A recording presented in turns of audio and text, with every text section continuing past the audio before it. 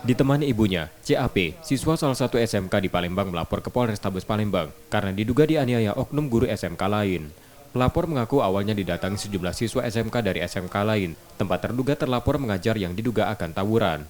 Karena hal itu, pelapor bersama temannya kemudian mendatangi SMK lain untuk mencari siswa yang mendatangi sekolah mereka. Namun karena tidak bertemu siswa yang dituju, pelapor dan temannya membubarkan diri. Namun pelapor ditangkap warga dan diserahkan ke salah seorang guru di SMK lain tersebut.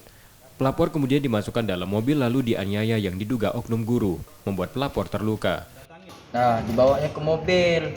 Nah, ditanyanya sekolah mana? Aku jawab Nuliman. Ada guru SMK Sumsel, ujinya ini murid SMK Sumsel. Jadi ujinya aku bohong. Aku emang takut digebuki di dalam kantor itu. Jadi dia gerem, goconya aku, kepala aku 2 kali. Dipukul? Atau sekali Itu di mana dilakukan penganiayaan? di mobil, Pak. Terus dibawa ke sekolahan sudah tuh? Tidak, dibawa ke Polsek Kalidoni. Bawa ke sekolah Doni. Yo, Ini yang mata dipukul di mana tuh? Di mobil? di dalam mobil, Pak. Dalam mobil.